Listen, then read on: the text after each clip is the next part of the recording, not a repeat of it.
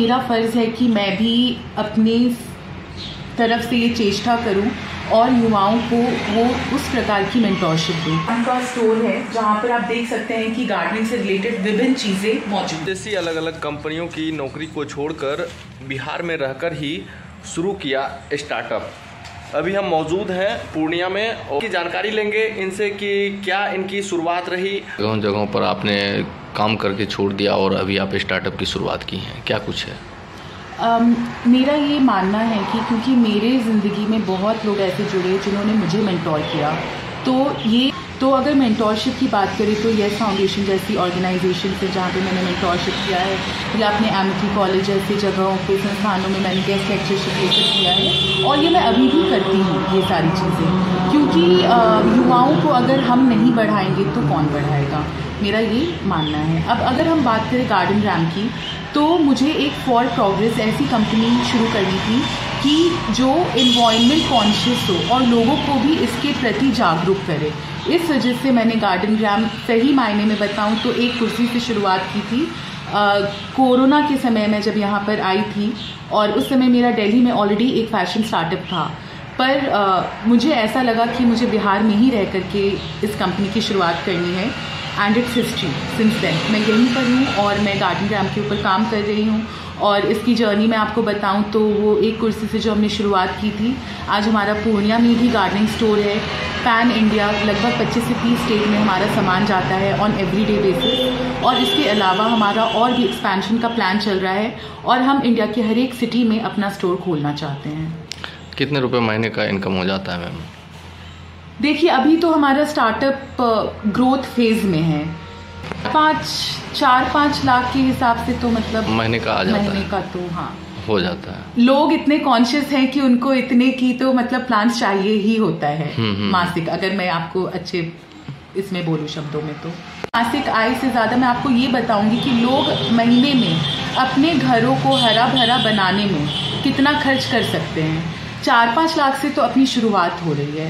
अभी अगर हम गार्डनिंग सेक्टर देखें तो ये बहुत ही अनऑर्गेनाइज सेक्टर है। यहाँ पे स्ट्रक्चर नहीं है। जैसे आप कपड़े का इंडस्ट्री देखें, खाने का इंडस्ट्री देखें, तो सब में स्ट्रक्चर, लेकिन गार्डनिंग में वो बात नहीं है। तो इसमें बहुत पोटेंशियल है। इसका CAGR जो है वो 25% से भी ज़्यादा आकलन हुआ है। तो अभी तो ये शुरुआत है। लेट्स सी कि लोगों में कितना शौक और रुझान है और उनका प्यार गार्डन रैम की तरफ कितना है और हम कहाँ तक जाते हैं। अभी क्या उम्र हो रही होगी मैम आप? मेरी उम्र अभी 32 साल है। 32 साल। ये कब शुरुआत की थी आप गार्डन रैम की? गार्डन रैम की शुरुआत 1 साल पहले हमने की है फॉर्मल तरीके से, पर ये जो कॉन्सेप्ट है इस पे हम पिछले 2-2.5 साल से काम कर रहे हैं कि लोगों को किस तरह से इसको पेश करना है कि वो पर्यावरण का और हरियाली का महत्व समझे और उसे अपने घरों में लाए। देखिए, एक सबसे बड़ा चैलेंज होता है जो लोगों में होता है, वो ये होता है कि क्या मुझसे पौधे बच पाएंगे, क्या वो मर तो नहीं जाएंगे मुझसे। और इस डर की वजह से बहुत बार लोग पौधे नहीं लगाते हैं। या अगर आप महानगरों में रहते हैं तो वहाँ पे अकेले आप सोचते हैं कि ये कैसे होगा, अपना ख्याल रखूँ या पौधों का ख्याल रखूँ। तो ऐसे बहुत सारे प्रॉब्लम्स लोग फेस करते हैं, और इसी वजह से गार्डनिंग को सिंपल बनाने के लिए हमने गार्डन रैम का कॉन्सेप्ट लाया है। हम आपको सामान देते हैं, इससे जुड़ी जानकारी देते हैं और एक कम्युनिटी भी प्रोवाइड कर रहे हैं जिसमें आप दूसरे प्लांट पेरेंट्स के साथ जुड़ करके आपके प्लांट्स में जो भी समस्या है उसका आप शेयर करें, और जो एक्सपर्ट है जिन्होंने अपने अनुभव से प्लांट्स को उगाया है, बागबानी करते हैं, वो उसका सॉल्यूशन आपको दें। पर्यावरण को बचाने के साथ पैसे कमाने का कब और किस समय आया कुछ?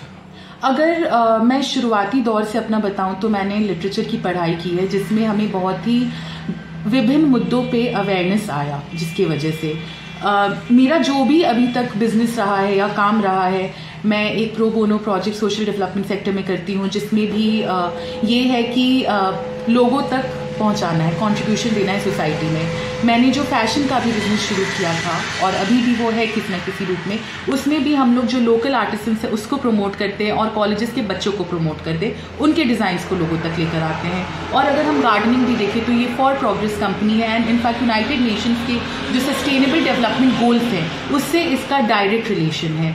तो अगर हम अपने कार्बन फुटप्रिंट्स को रिड्यूस करने के लिए नहीं काम करें और ऐसे आइडियाज़ को नहीं लाएं जिससे सबका भला हो, सबका प्रोग्रेस हो, तो फिर व्यर्थ है सब। इसीलिए गार्डन रैम लाया है।